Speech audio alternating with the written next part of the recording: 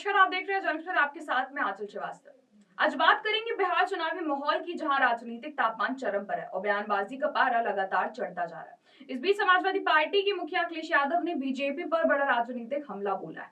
उनके निशाने पर सिर्फ बिहार चुनाव नहीं बल्कि केंद्र सरकार और देश की और विदेश की नीति तक रही है। पूर्णिया में महागठबंधन के समर्थन में आयोजित एक जनसभा में अखिलेश यादव ने दावा किया कि बिहार के चुनाव नतीजे केंद्र सरकार की नींव हिला देंगे। उनका कहना है कि जैसे उत्तर प्रदेश के मतदाताओं ने फीसदी सीटों पर बीजेपी को कड़ी चुनौती दी है, वैसे ही बिहार की जनता अब बीजेपी को पछाड़ने वाली है। अखिलेश यादव ने बीजेपी पर चुटकी लेते हुए कहा है कि हर चुनाव में उसकी एक बी टीम होती है, लेकिन इस बार बिहार में पी टीम भी है।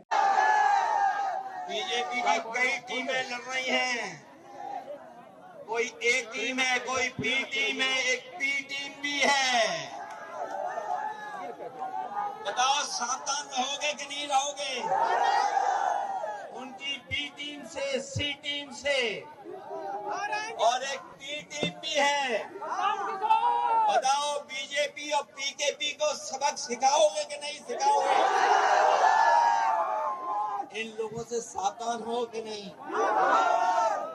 भले ही नाम ना लिया हो, लेकिन ये इशारा साफ तौर पर प्रशांत किशोर और उनकी जनसुराज पार्टी की तरफ माना जा रहा है।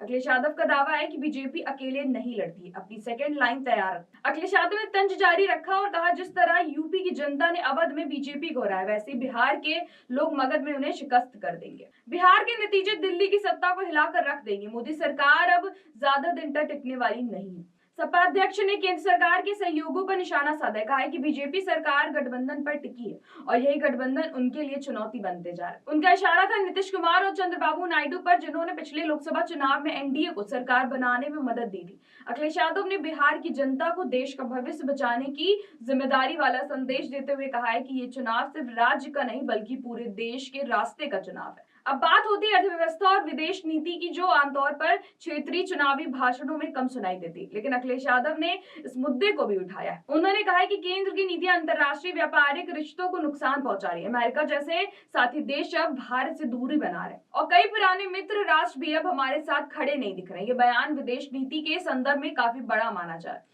उन्होंने आगे कहा कि ऊंची जीएसटी दरों ने देश में महंगाई बढ़ाई और रोजगार पर चोट की है। अब दरें कम करके सरकार वाहवाही चाहती, जबकि जनता महंगाई का बोझ झेल रही है। बिहार से पलायन के मुद्दे पर भी अखिलेश यादव ने तंज किया है, कहा है कि बिहार से युवाओं के पलायन के लिए जिम्मेदार खुद बीजेपी है और अब जनता राज्य में बीजेपी का पलायन सुनिश्चित करेगी। सवाल यह है कि बिहार की राजनीति में अखिलेश यादव की उपस्थिति कितनी प्रभावी और क्या बिहार का चुनाव वाकई राष्ट्रीय राजनीति की दिशा तय करेगा। एक तरफ बीजेपी विकास और स्थिरता का दावा कर रही, वहीं विपक्ष बेरोजगारी, महंगाई, आर्थिक दबाव को मुद्दा बना रहा है। आने वाले दिनों में रैलियां तेज होंगी, आरोपों के स्वर और तीखे होंगे और जनता तय करेगी कि बिहार का रास्ता किस हो जाएगा।